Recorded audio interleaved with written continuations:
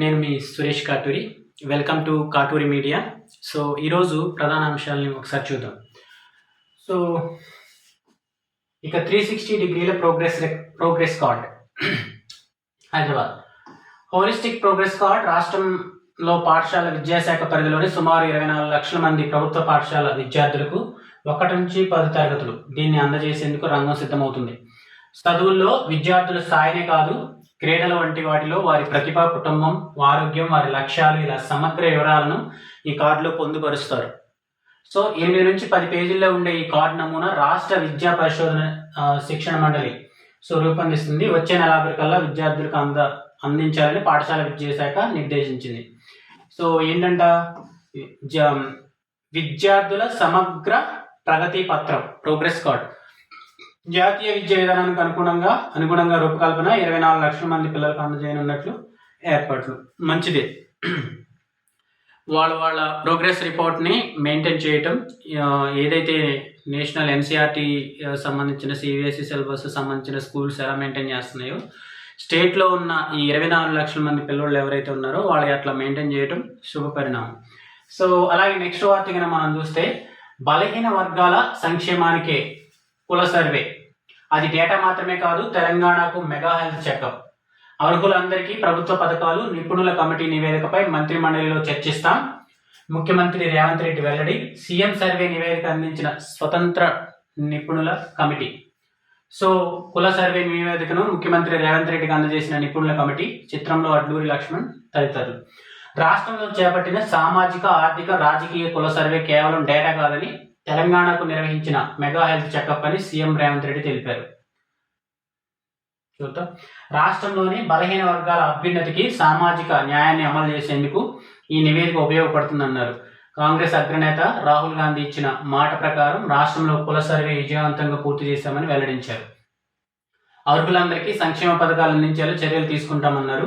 కులగణన నివేదికలను అధ్యయనం చేసేందుకు ప్రభుత్వం నియమించిన స్వతంత్ర నిపుణుల కమిటీ 300 పేజీల కూడిన వివరణాత్మక నివేదన శనివారం మర్రి చెన్నారెడ్డి మానవ వనరుల అభివృద్ధి సంస్థలో జరిగిన సమావేశంలో సీఎంకు అందజేశారు.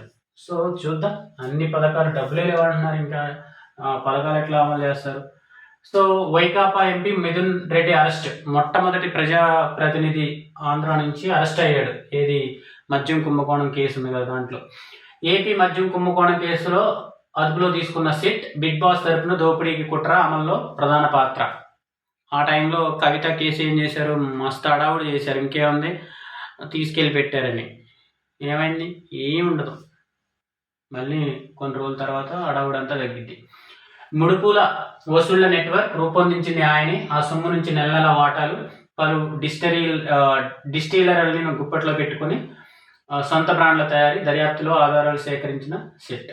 అలాగే సిట్ కార్యాలయానికి వెళ్తున్న మిథున్ రెడ్డి ఛార్జ్ షీట్లో జగన్ పేరు, మద్యం కుంభకోణం కేసులో పలు చోట్ల ప్రస్తావించిన సిట్. సో ఇట్లా చాలా మందిని, ఈవెన్ అరవింద్ కేజ్రీవాల్ని, తర్వాత ఢిల్లీ ఉప ముఖ్యమంత్రిని సిసోడియాని, కవిత అని చాలా మందిని విచారించారు. సో అట్లాగే మిథున్ రెడ్డిని కూడా తీసుకెళ్తున్నారు. ఏముండదు, అంత డొల్ల. వాళ్ళకి ఏ ప్రాబ్లం ఉందో మళ్ళీ తీసుకెళ్ళి మళ్ళీ వదిలిపెడతారు. నెక్స్ట్ వార్త మనం చూస్తే, హైకోర్టు ప్రధాన న్యాయమూర్తిగా జస్టిస్ ఏకే సింగ్ ప్రమాణం. సో ప్రధాన న్యాయమూర్తి ప్రమాణం చేసిన జస్టిస్ ఆపేష్ కుమార్ సింగ్ కు పుష్పగుచ్చం అందించి అభినందనలు తెలుపుతున్న తెలంగాణ గవర్నర్ జిష్ణుదేవ్, చిత్రంలో ముఖ్యమంత్రి రేవంత్ రెడ్డి.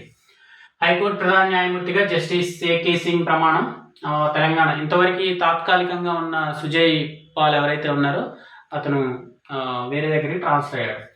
సో ప్రజెంట్ అయితే మనకి కంప్లీట్గా, అంటే ఫుల్ ఫ్లెడ్జ్డ్గా ఒక సిజేఐ లేరు హైకోర్టుకి ప్రధాన న్యాయమూర్తిగా. సో ప్రజెంట్ ఈయన మళ్ళీ తెలంగాణ హైకోర్టు 7వ ప్రధాన న్యాయమూర్తిగా జస్టిస్ ఆపేష్ కుమార్ సింగ్ శనివారం ప్రమాణ స్వీకారం చేశారు. హైదరాబాద్లో రాజ్భవన్లో జరిగిన కార్యక్రమంలో గవర్నర్ జిష్ణుదేవ్ వర్మ ప్రధాన న్యాయమూర్తిగా జస్టిస్ ఏకే సింగ్తో ప్రమాణం చేయించారు. దైవ సాక్షిగా, రాగద్వేషాలకు అతీతంగా రాజ్యాంగ చట్టబద్ధంగా విధులు నిర్వహిస్తానని ఆయన ప్రమాణం చేశారు. అంతకుముందు రిజిస్ట్రార్ జనరల్ గోవర్ధన్ రెడ్డి వీళ్ళందరి చేత చదివినిపించారు.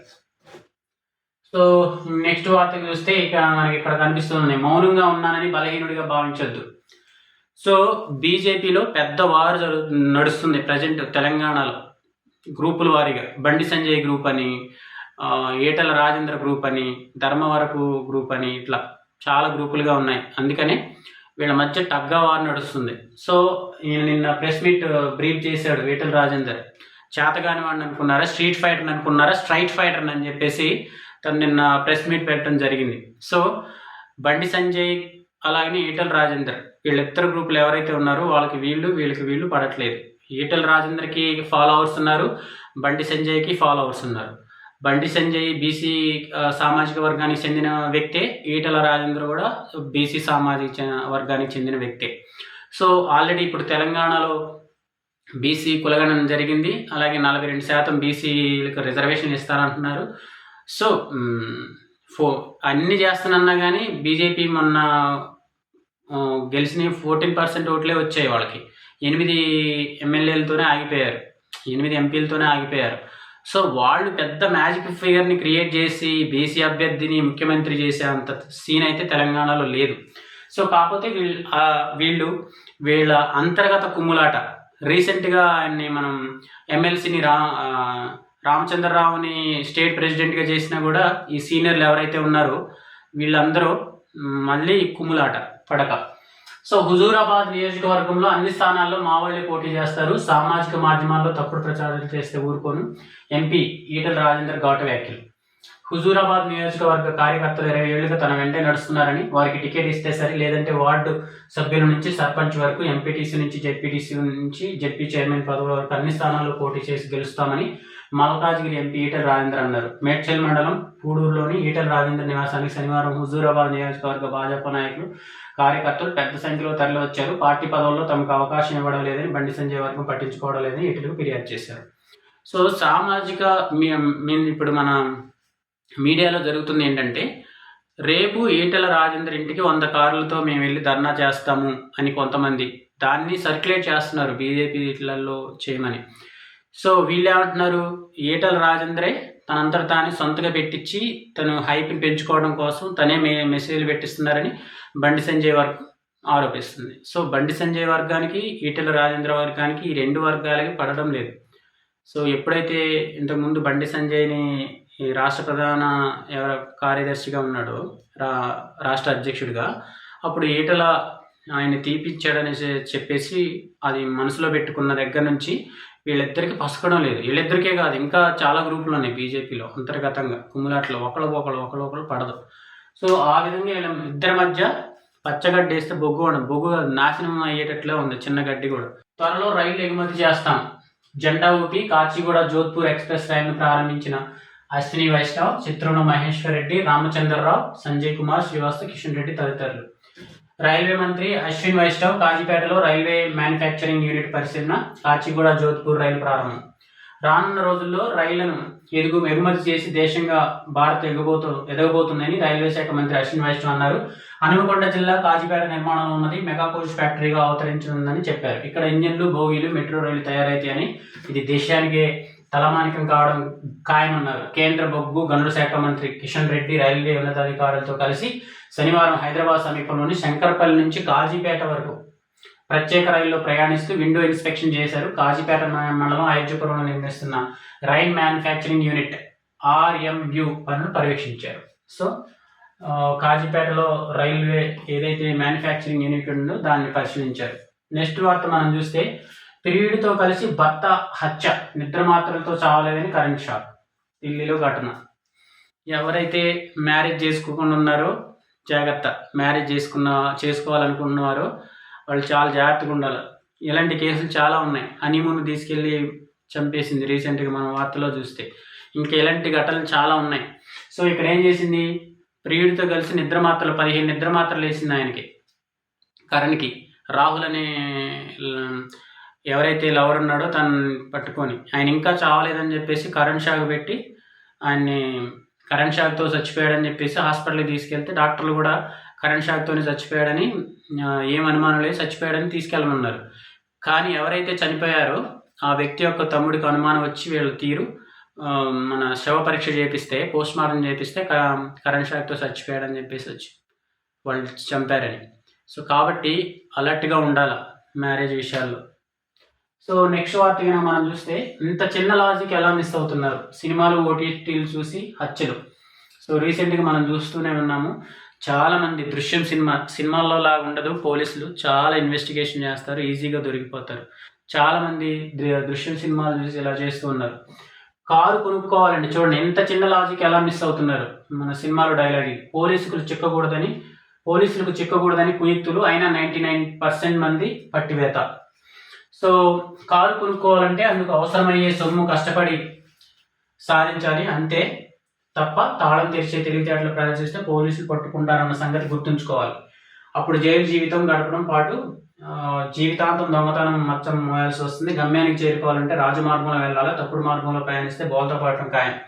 ఇటీవల కాలంలో సినిమాలు, సీరియళ్లు, ఓటీటీలు చూసి పోలీసు దర్యాప్తు ఎలా ఉంటుంది, ఆధారాలు దొరకకుండా ఏం చేయాలి, ఒకవేళ దొరికితే ఎలా బుడి కొట్టించాలో తెలుసుకున్నాం అనుకుని హత్యలకు పాల్పడుతున్న ఘటనలు పెరుగుతున్నాయి. ముఖ్యంగా దృశ్యం సినిమాలో తరహా హత్య చేశాక ఏవో ఎత్తులు వేసి తప్పించుకోవాలని భ్రమపడుతున్నారు. జీవితం అంటే సినిమా కాదని, నేరం జరిగితే నిందితులను పట్టుకునేంత వరకు పోలీసులు వదిలిపెట్టరని చెప్పేసి గుర్తుంచుకోవాలి. సో అందుకే నేరానికి పాల్పడిన గంటల వ్యవధిలోనే దొరికిపోతున్నారు. ఓ సినిమాలో అన్నట్టు ఇంత చిన్న లాజిక్ వారు ఎలా మిస్ అవుతున్నారు అనేది. 2024లో మనం గణాంకాలు చూస్తే జరిగిన హత్యల కారణాలు: కుటుంబ వివాదాలు 229, ఇలాంటి లైంగిక ఈర్ష్య 102, భూమి ఆస్తి వివాదాలు 82, చిన్న గొడవలు 82, డబ్బుల వివాదాలు 53, ఇతర కారణాలు 308. రీసెంట్గా మనం కోరట్లో చూసాం కదా, బీమా కోసం అత్తకి అన్ని పాలసీలు కట్టించి ఒక కారుతో గుద్దించి చంపించాడు. సో ఇవన్నీ కూడా దొరికిపోతారు. సో నీతిగా నిజాయితీగా బ్రతకడం అనేది నేర్చుకోవాల్సిన అవసరం ఉంది. చూసాం కదా, ఈటల మాటలు కలకలం. ఆధార్యపడకండి, అండగా ఉంటా, స్ట్రీట్ ఫైటర్ని కాదు స్ట్రైట్ ఫైటర్ని అంటూ హుజూరాబాద్ నియోజకవర్గం నుంచి వెళ్ళిన భాజపా శ్రేణుల వద్ద ఉద్దేశించి ఎంపీ ఈటల రాజేందర్ చేసిన వ్యాఖ్యలు పార్టీలో చర్చనీయాంశంగా మారాయి. ఆయన వెంటనే పార్టీలో నుంచి వచ్చిన నాయకులు ఇటీవల తమకు పార్టీ కార్యక్రమాల సమాచారం ఉండటం లేదని, పట్టించుకోవడం లేదని అసమ్మతి స్వరాలు వినిపించారు. ఇదే సమయంలో కేంద్ర సహాయ మంత్రి బండి సంజయ్ పార్టీలో ఎలాంటి వర్గాలు లేవని, అందరూ మోడీ వర్గమేనని హుజూర్ వేదిక ప్రకటించారు. అయినా ఈటల వర్గంగా ముద్రపడిన కొందరు నాయకులు మరుసటి రోజు ప్రత్యేకంగా సమావేశాలు నిర్వహించుకొని తమకు ప్రాధాన్యం ఉండట్లేదని అభిప్రాయం వ్యక్తం చేశారు. సో కొంతమంది తటస్థంగా ఉన్నారు. సో బీజేపీ కేంద్ర ప్రభుత్వం, కేంద్ర నాయకులు ఈ ఈటెల రాజేందర్ అండ్ బండి సంజయ్ ఈ యొక్క అంతర్గత కుమ్ములాట్ల మీద ఎటువంటి నిర్ణయాలు తీసుకుంటారో చూడాలి. ఆల్రెడీ వాళ్ళు చెప్పారు, ఎవరు కూడా ఈ ఇద్దరి విషయాల్లో మాట్లాడొద్దు అని చెప్పేసి. చూద్దాం, ఇవన్నీ కామనే అన్ని పార్టీల్లో. ఇవి ఈ రోజులు మెయిన్ వార్తలు.